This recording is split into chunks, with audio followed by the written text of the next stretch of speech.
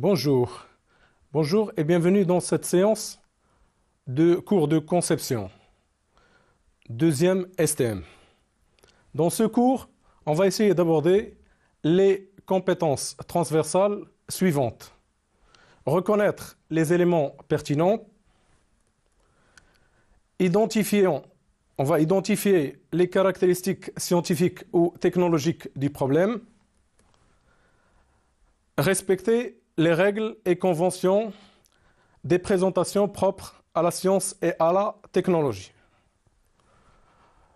Ceci va être traité sous forme d'un aspect fonctionnel du cours d'asservissement. L'asservissement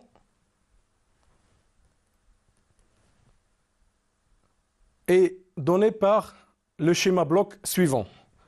On a une variable xc qui passe dans un comparateur.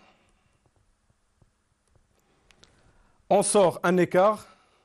Cet écart est converti du numérique à l'analogique, puis passe dans l'actionnaire pour aboutir au processus, pour avoir la sortie. Lorsqu'on a une sortie, on fait une mesure à partir d'un capteur. Et cette mesure, qui est donnée par le capteur, doit être transmise au comparateur. Mais avant d'être transmise, elle doit être convertie de l'analogique vers le numérique. Et on a l'aboutissement de la chaîne complète. Donc ceci peut être traduit sous une autre façon par le schéma suivant. On a une consigne, on a une fonction de comparaison qui donne un écart. Cet écart est régulé et amplifié et passe par une commande vers l'action. L'action est définie par agir. À partir de là, on a les perturbations qui vont essayer d'influencer la fonction agir et on a la sortie qui peut être perturbée. Pour réguler cette sortie, on a besoin d'un retour. Le retour est donné par la mesure. On mesure la sortie et on a une mesure qu'on peut comparer avec la consigne. Donc le comparateur, il a une fonction de comparer la consigne et la mesure pour donner l'écart qui est le défaut entre les deux et qui permet d'ajuster et de corriger cette fonction. Ceci est donné par le nom asservissement. Quels sont les constituants qu'on vient de voir? On a vu un comparateur, un régulateur, on a vu les perturbations, on a vu le capteur, donc la mesure, et ainsi de suite. On va définir chaque constituant tout seul. On va commencer par la partie commande ou régulateur. La partie commande ou régulateur, le régulateur se compose d'un comparateur qui détermine l'écart entre la consigne et la mesure et d'un correcteur qui élabore à partir du signal d'erreur l'ordre de commande. Donc le comparateur, il permet de comparer la consigne qu'on veut avec la mesure de la sortie et permet de faire les corrections nécessaires. On a un amplificateur opérationnel, généralement, qui fait cette fonction de comparaison. Un amplificateur opérationnel, c'est quoi? Les amplificateurs opérationnels, on les appelle aussi les amplificateurs linéaires, sont utilisés pour effectuer des opérations linéaires sur des signaux électriques. Donc ces opérations linéaires, ce sont l'addition, la soustraction, la multiplication, l'amplificateur de tension ou de courant. Ils sont aussi utilisés pour des opérations linéaires comme la comparaison des tensions. Et c'est cette fonction-là qui nous intéresse pour l'instant au niveau de l'asservissement. Un amplificateur linéaire intègre comporte au moins, donc on va voir le schéma, voilà le schéma d'un amplificateur linéaire intègre, ou on appelle aussi amplificateur opérationnel. Donc il est composé d'une entrée inverseuse E-, symbolisée par le moins. On a une autre entrée non inverseuse E+, symbolisée par le plus, et on a une sortie S. Donc le comparateur, qu'est-ce qu'il fait? C'est un élément électronique qui permet de comparer deux entrées, E+ et E-. Lorsqu'ils sont au potentiel égal, on a une sortie qui est nulle. Lorsqu'on a un déphasage entre la valeur de l'entrée E+ et E-, on a une sortie qui peut être négative ou positive. L'actionneur, c'est l'organe d'action qui apporte l'énergie au système pour produire l'effet souhaité. Il est en général associé à un préactionneur qu'on appelle généralement un distributeur ou un contacteur. Donc ce préactionneur permet d'adapter l'ordre qui peut être une basse puissance et l'énergie. Un capteur. Donc on a vu au départ que le capteur fait la mesure de la sortie. Le capteur prélève sur le système la grandeur réglée, information physique, et il la transforme en un signal compréhensible par le régulateur. La précision et la rapidité sont deux caractéristiques importantes du capteur qu'on a vu dans la fonction générique acquérir. Les informations. On a la première information qui est l'information entrée, qui est la consigne. Donc, la consigne et l'entrée d'action, c'est la grandeur réglante du système. La sortie, c'est une information aussi. Donc la sortie, on l'appelle la sortie régulée parce qu'elle doit être régulée. La sortie régulée représente le phénomène physique que doit régler le système. C'est la raison d'être du système. On veut avoir la sortie régulée qui peut être par exemple une température de 100 degrés. Perturbation. On appelle perturbation tout phénomène physique intervenant sur le système et qui modifie l'état de la sortie. Ce sont les parasites, si vous voulez, qui vont influencer la sortie qu'on veut et qui peuvent la modifier. Un système asservi doit pouvoir maintenir la sortie à son niveau indépendamment des perturbations. Lorsqu'on a un asservissement, ça veut dire qu'on a une information sur la sortie qui peut modifier l'entrée et on essaie d'avoir une sortie le plus constante possible. Écart. On appelle écart, on appelle aussi erreur. On appelle écart ou erreur la différence entre la consigne et la sortie.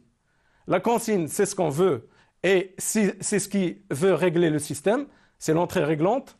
Et la sortie régulée, c'est la mesure. On doit comparer les deux pour s'assurer que la consigne a été bien respectée à la sortie. Cette mesure ne peut être réalisée que sur des grandeurs comparables.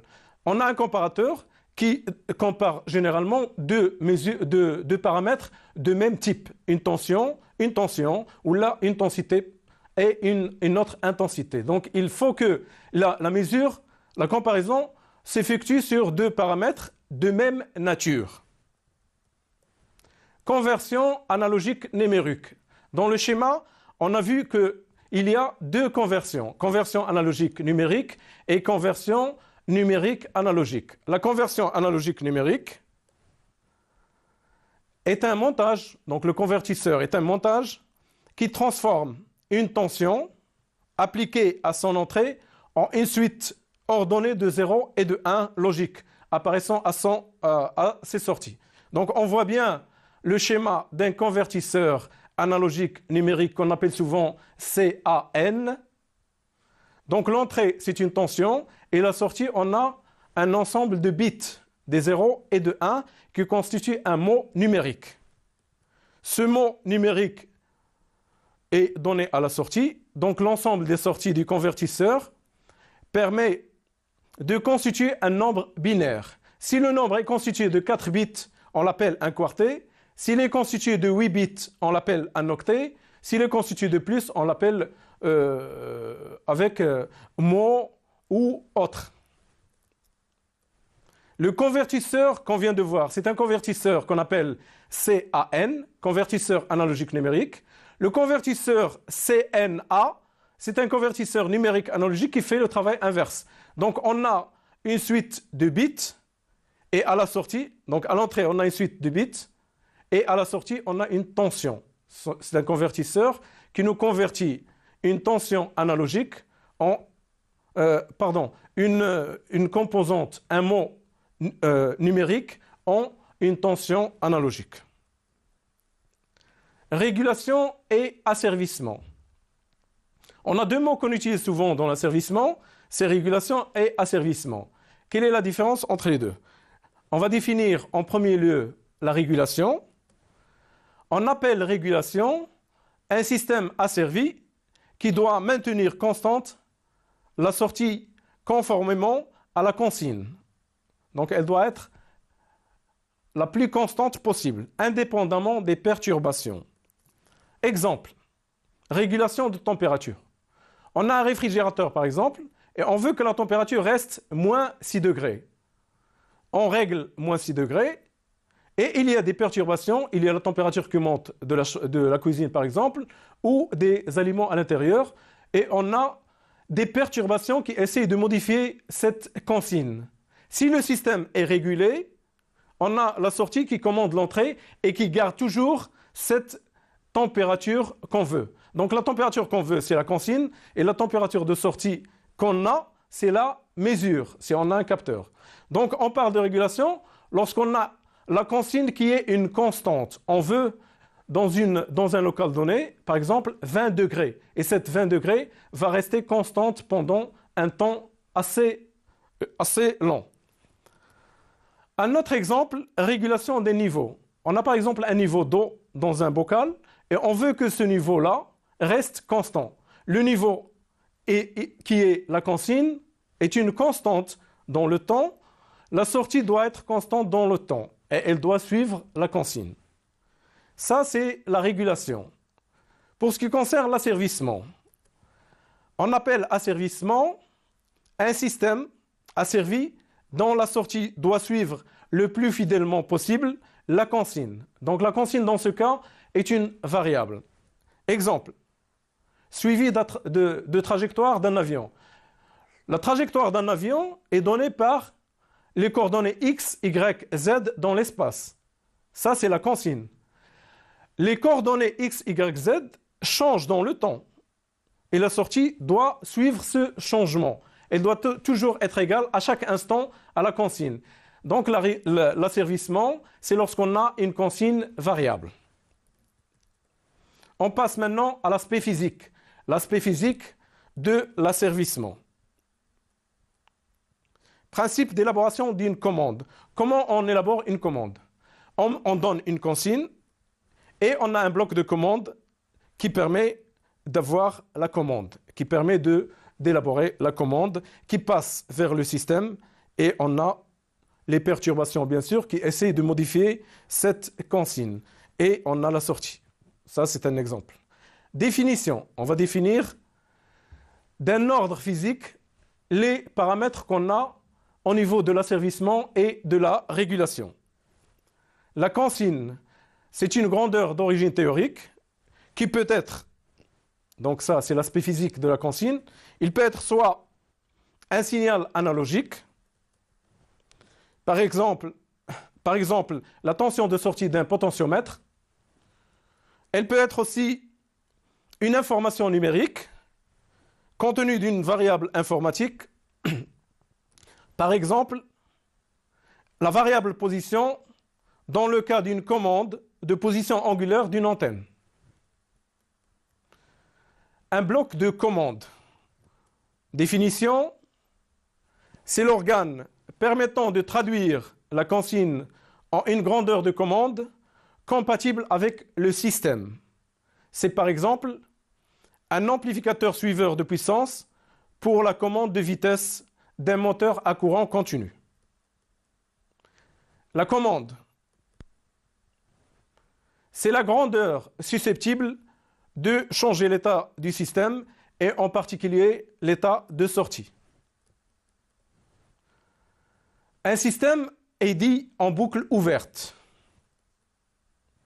Définition, un système est dit en boucle ouverte lorsqu'on n'a aucune information sur la sortie. Donc, on n'a pas de retour. Exemple, on veut donner une consigne de 100 degrés.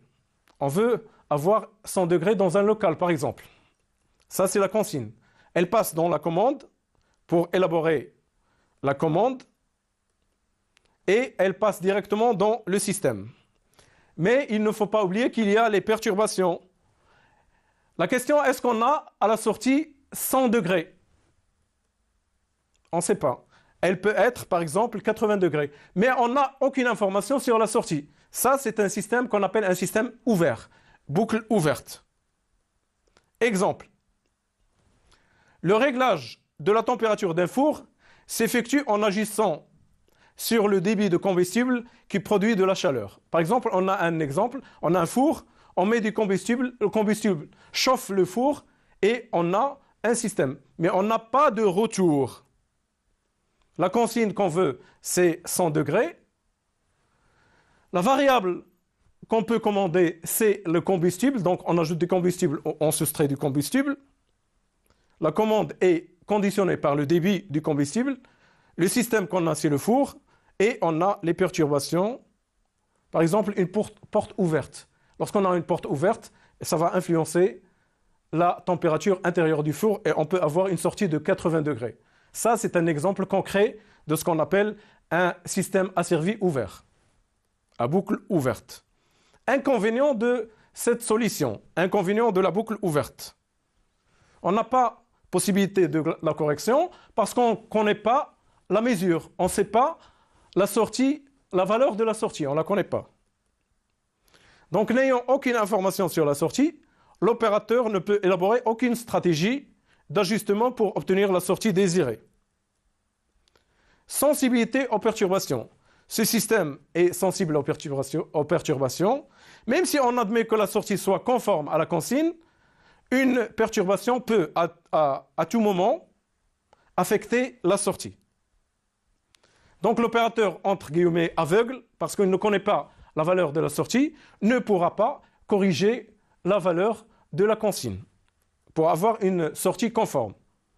Système asservi. Principe des systèmes asservis. Donc là, on va ajouter une information à l'opérateur. On va lui donner une information sur la sortie. Et pour cela, on doit ajouter un capteur qui mesure la valeur de la sortie. Donc nous allons donner une information supplémentaire à l'opérateur. On va lui donner la valeur de la température du four. Donc on doit mesurer la température réelle du four. L'opérateur compare la température désirée qui est la consigne avec la température réelle qui est la mesure pour évaluer l'écart qu'on appelle l'erreur et ajuster en conséquence la commande. Voilà l'exemple qu'on doit avoir. On a la consigne qui passe dans un comparateur, on a la commande,